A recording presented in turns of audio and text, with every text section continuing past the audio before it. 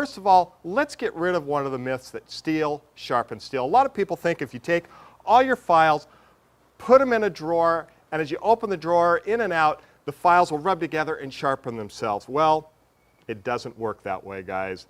Even though I know a lot of you are doing that, raise your hand, it doesn't work. So I want to tell you about a way that I learned. I was at a garage sale a few years back, and the gentleman there was a machinist back in the 50s and 60s. And he specialized, actually he was an electrical engineer, but back in the day, you may have been an electrical engineer, but you also had to go out on the floor when there wasn't a machinist at 2 o'clock in the morning and build some of the stuff you were designing. And his specialty was relay switches. And he also got to work on the original rocket sled, which is one of those great ways of testing things under great forces, and that's what the rocket sled was for. He told me that, at 2 o'clock in the morning you'd design something. Well, there wasn't a machinist out on the floor to build it for you, so you would have to actually go out there and do it yourself. So I sat, before I know it, I had pulled up a bucket, sat down, and was listening to his stories for hours. And one of the things he taught me was how to sharpen files. And that's what I want to talk to you guys about today, is sharpening files. First, we're going to need some sulfuric acid. I found it in a drain opener. Kind of scary that you'd pour that down your drain to clean it out.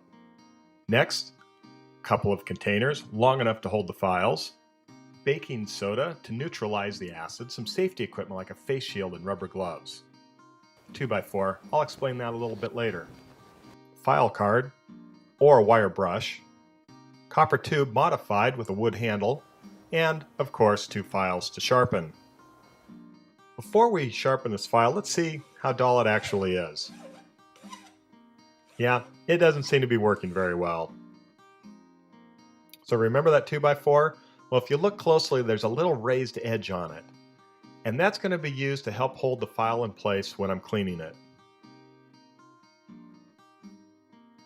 And here's the trick I really like, this copper tube. It's flattened on one end with a wood handle on the opposite.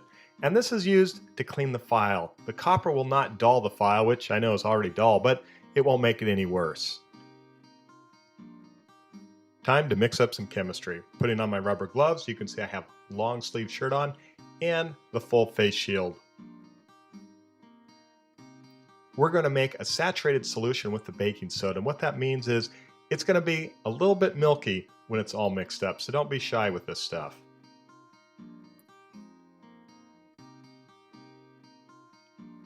Next, we're going to mix up the sulfuric acid. This is going to be a 10-to-1 ratio, so that's 10 parts of water to 1 part sulfuric acid. Now, you always want to add acid to water. If you do it the other way around, well, you may find out why you have a full face shield. It's now been over an hour. We're going to pull the file out, and we're going to put it in the baking soda to neutralize the acid. Watch it bubble. This is really cool.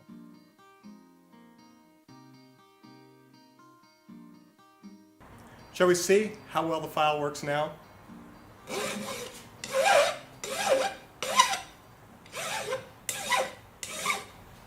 Excellent. It cuts clean through the entire stroke, just like a sharp file is supposed to.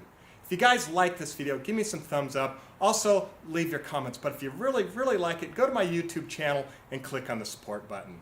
All right, guys, until next time, go out in your shop, build something cool. Thanks.